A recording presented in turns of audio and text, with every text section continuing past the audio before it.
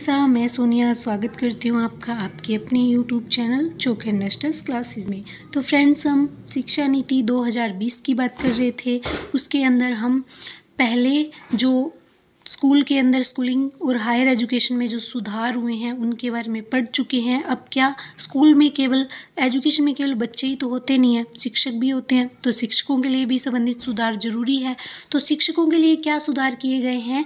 तो सबसे पहले है नेशनल मेंटरिंग प्लान। इससे शिक्षकों का उन्नयन किया जाएगा, यानी शिक्षकों के लिए एक ऐसा मेंटर चूज किया जाएगा जिसके पास शिक्षक नए नए नवाचार सीखेंगे। हर साल उनके लिए एक ब्रिज कोर्स ऑर्गेनाइज किया जाएगा, ठीक है, जो निर्धारित जितनी भी अवधि होगी, जितने भी घंटे होंगे, उन घंटों में शिक्षक अपना नए नए नवाचार सीख के उन्नयन करेगा। अपने जो प्रोफेशन है उसका टीचिंग के मेथड है वो चेंज करेगा, अपने प्रोफेशन के अंदर बदलाव करेगा। बदलाव करने का मतलब है इनर जो क्वालिटीज़ है उनको इंक्रीज करेगा।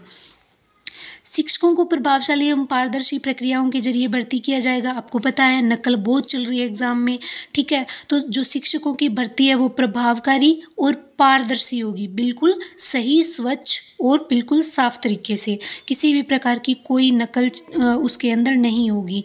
देखते हैं ये वाला पॉइंट कितना कारगर साबित होता है।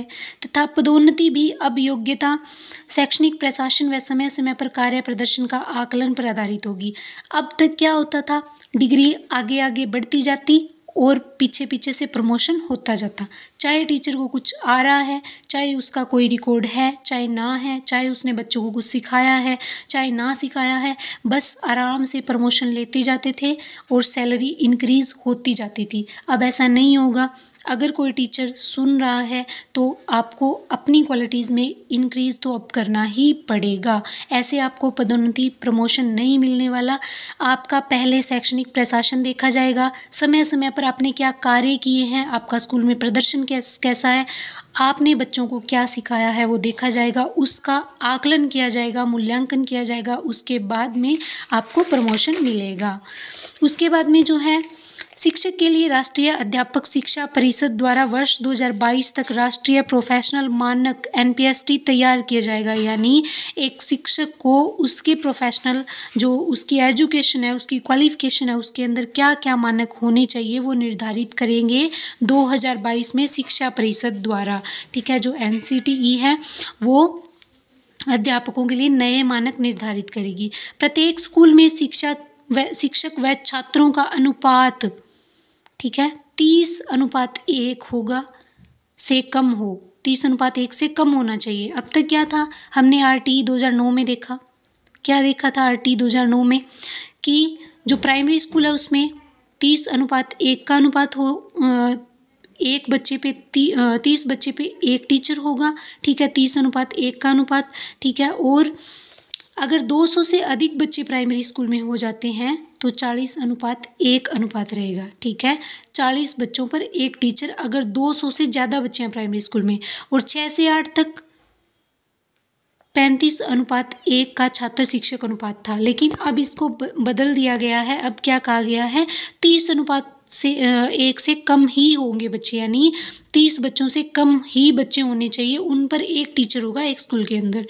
सामाजिक आर्थिक रूप से वंचित बच्चे, यानी कई इलाके ऐसे होते हैं जहाँ पे शिक्षा नहीं पहुँच पाती, वहाँ पे क्या है, सामाजिक आर्थिक रूप से जो पिछड़े इलाके हैं वहाँ पे जो वंचित बच्चे हैं उनके लिए 25:1 रखा गया, यानी 25 बच्चों से भी कम बच्चों पर एक टीचर होगा ताकि वो उन पर ढंग से ध्यान दे पाए। अब ज़्यादा बच्चे होंगे तो ध्यान नहीं दे पाएंगे, जायज़ सी बात है। और अगर कम बच्चे होंगे तो एक टीचर उनका अच्छे से आकलन कर पाएगा, मूल्यांकन कर पाएगा, उनको अच्छे से शिक्षित कर पाएगा। प्रत्येक शिक्षक से अपेक्षित होगा कि वह स्वयं व्यावसायिक विकास, पेशे से संबंधित आधुनिक विचार, नवाचार और खुद में सुधार करने के लिए स्वेच्छा से प्रत्येक वर्ष 50 घंटों का सतत व्यावसायिक विकास कार्यक्रम में हिस्सा ले।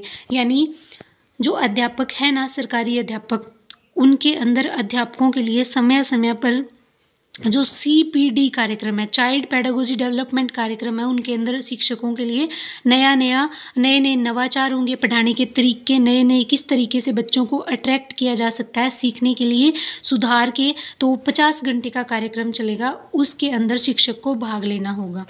राष्ट्रीय अध्यापक शिक्षा परिषद द्वारा एनसीईआरटी परामर्श के आधार पर अध्यापक शिक्षा हेतु राष्ट्रीय पाठ्यचर्या की रूपरेखा 2021 का विकास किया जाएगा। जो पाठ्यक्रम 2021 में लागू हुआ था उसका विकास किया जाएगा दोबारा से। जो अब थोड़ा बहुत जो है नया जो पाठ्यक्रम एनसीईआरटी का उसमें कुछ नया देखने को मिलेगा, ये मोटी मोटी बात है।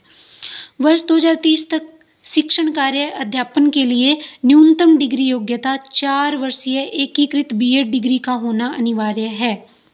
यानी एक शिक्षक को शिक्षक बनने के लिए, मतलब एक इंसान को शिक्षक बनने के लिए अगर उसने प्रोफेशनल डिग्री बीएड की है ना, फिर ही उसके लिए उसको वो मतलब 4 वर्षीय का मतलब है जो इंटीग्रेटेड बीएड कोर्स चल रहा है ना, वो ज़रूरी होगा प्रत्येक शिक्षक के लिए।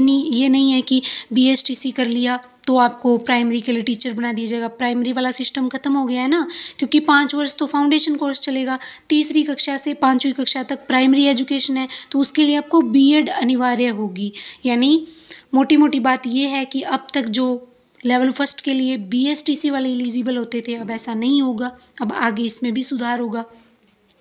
संविदा शिक्षक रखने की बजाय नियमित शिक्षक भर्ती करने पर जोर, यानी जो गेस्ट टीचर रखे जाते हैं ना उनको हटाया नहीं जाएगा, मतलब आगे से गेस्ट टीचर रखना बंद कर देंगे, आगे से परमानेंट शिक्षक ही रखे जाएंगे। क्यों? क्योंकि गेस्ट के ऊपर क्या तलवार लटकी रहती है, कब गवर्नमेंट के रूल चेंज हो जाए, कब उनको हटा दिया जाए, पक्के करने का कोई उनका सॉल्यूशन कभी हो नहीं पाता है। पूरी सरकार निकल जाती है, पूरी उनका जो है कैरियर पूरा निकल जाता है, तब उनको लास्ट में जाके पता चल जाता है कि आपको हटाया जा रहा है, तब वो कुछ कर भी नहीं पाते। तो जो संविदा शिक्षक है ना, ये तो हटाए जाएंगे, ये जो सिस्टम बंद किया जाएगा और जो परमानेंट शिक्षक है वो लगाए जाएंगे। शिक्षण प्रणाली में क्या सुधार होगा? उच्चतर शिक्षा संस्थानों को उच्च गुणवत्तापूर्ण शिक्षण अनुसंधान एवं सामुदायिक भागीदारी उपलब्ध करवाने के लिए उच्च साधन संपन्न एवं बहुविषयक संस्थानों में रूपांतरित किए जाएंगे। जहाँ पे टीचिंग का प्रोफेशन, जहाँ पे टीचिंग के लिए प्रशिक्षण दिया जाता है, उन संस्थानों में चेंजेस करके उनको नए तरीके से रूपांतरित किया जाएगा। नेक्स्ट जो है, पहले सरकारी स्कूलों में प्री स्कूलिंग नहीं होती थी, मैंने कल ही बताया था, नर्सरी एजुकेशन नहीं होती थी, जो एलकेजी यूकेजी से प्राइवेट स्कूल में होता है वैसे नहीं होता था। अब क्या है, फाउंडेशन कोर्स आंगनबाड़ी में चलाया जाएगा। 3 वर्ष से लेकर 6 वर्ष तक बच्चा आंगनबाड़ी में पढ़ेगा, उसके बाद सरकारी स्कूल में एडमिशन लेगा। ठीक है, 3 वर्ष से ही शिक्षा early childhood care and education, मतलब स्कूलिंग से पहले की जो शिक्षा होती है ना 3 वर्ष के बाद, वो चलाई जाएगी। पहले जहाँ कक्षा 11 से विषय चुन सकते थे, अब छात्रों को कक्षा 9 से विषय चुनने की आज़ादी रहेगी। यानी पहले क्या है, 11वीं में होने के बाद, 11th में होने के बाद स्ट्रीम जो है अलग अलग स्ट्रीम मिलती थी, सब्जेक्ट चूज़ करते थे बच्चे। अब ऐसा नहीं होगा, अब जो है 9वीं से ही बच्चे को सब्जेक्ट चूज़ करने का मौका मिलेगा। ऐसा हम कल भी पढ़ चुके थे। कक्षा 9 से 12 की पढ़ाई में किसी विषय के प्रति गहरी समझ और बच्चों की विश्लेषणात्मक क्षमता को बढ़ाकर जीवन में बड़े लक्ष्य निर्धारित करने के लिए प्रेरित किया जाएगा। यानी जब बच्चा 9 से 12 तक एक ही एक सब्जेक्ट पढ़ेगा तो उसकी सब्जेक्ट में रुचि बनना स्वाभाविक है।